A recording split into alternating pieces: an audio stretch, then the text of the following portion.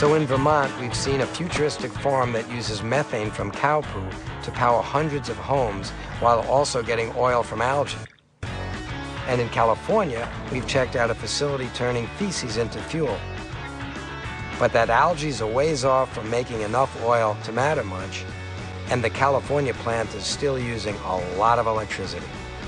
But what if there were a way to harness every bit of energy from feces without using any electricity at all?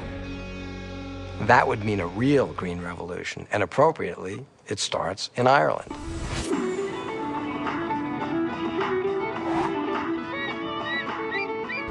I'm in Cork, Ireland's second largest city. This picturesque place may be 1,500 years old, but when it comes to waste, they're on the cutting edge. With a processing plant that's almost literally turning guano into gold. At the centre of this environmental alchemy is scientist Paul O'Callaghan. Joanne! Paul! You're not proposing a dip in this pool, are you? You can go if you want. I hate to think what's actually in this pool. Not for swimming.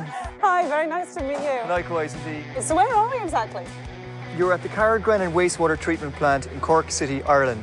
Every day, 40 million gallons of sewage comes through this plant from about 250,000 people. This is the first step in the treatment process where we take in the water and we allow waste to settle out of it. Delicious, quite a cocktail going on down here. Yeah, it's quite a mixture. But where I was going was even less appetizing. I can only describe it as Dookie's Inferno.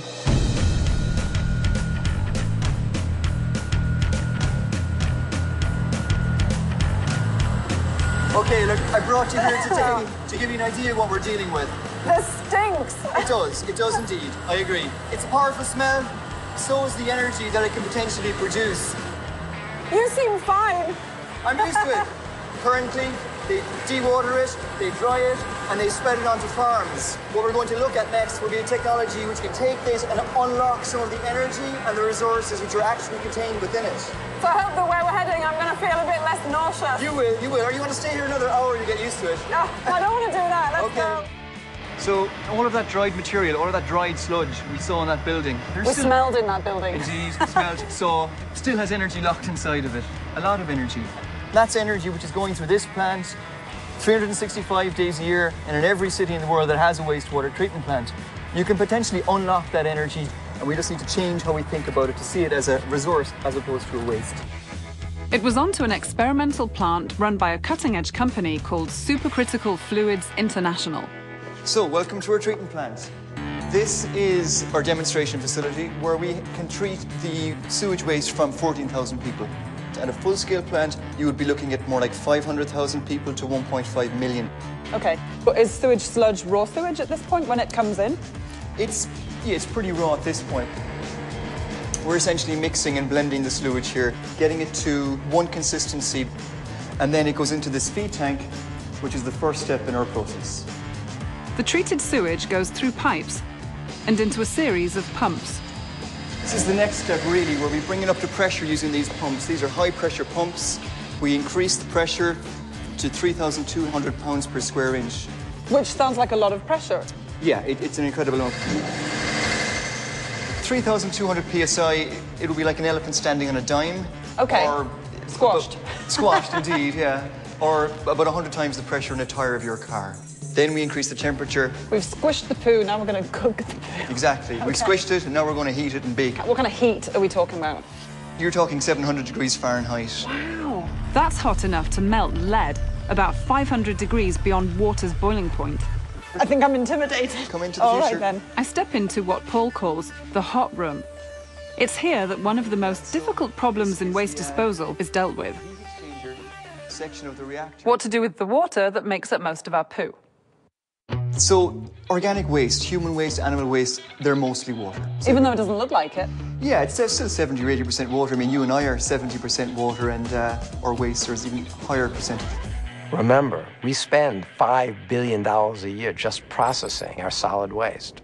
And most of that cost is just to separate the water from the solid waste. What if we didn't have to do that? Here, rather than trying to remove the water from the waste, we use the water. We use the water as a medium to destroy the organic material. It's a breakthrough idea. Coming up You think you know H2O. It can be a liquid, ice, steam. Well, guess what, science fans? There's a fourth form of water. And what these guys are doing with it might just change the world. To get the inside poop on how human waste is being used for energy, go to planetgreen.com/Dean.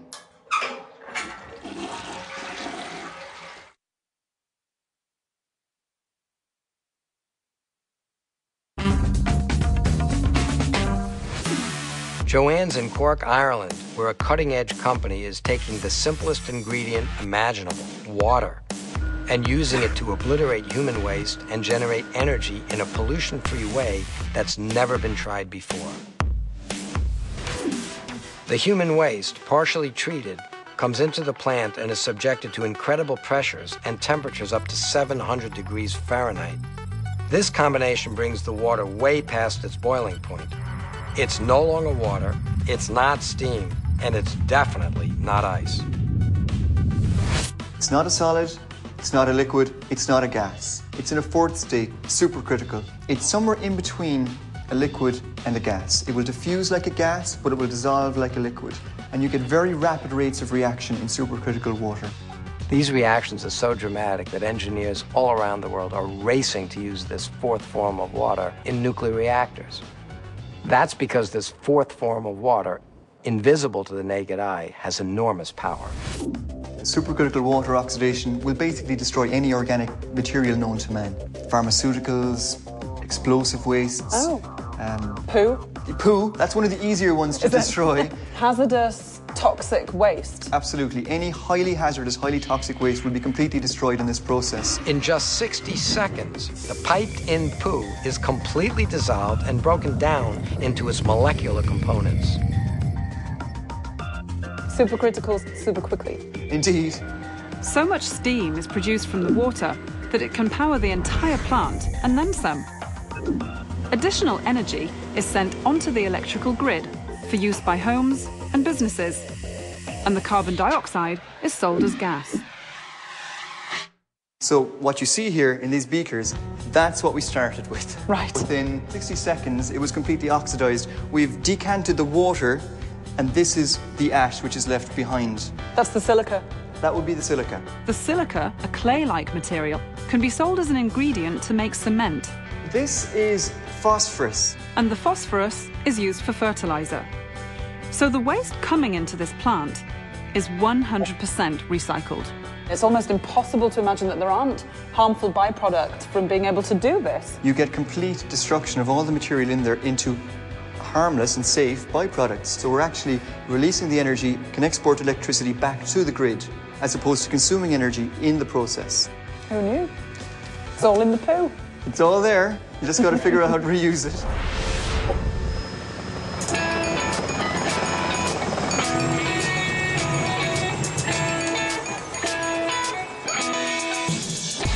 Dean, I really like what those guys are doing in Ireland. And I see no reason why you can't use supercritical water in the treatment for animal waste as well. I think it would really help fight global warming and bring energy costs down.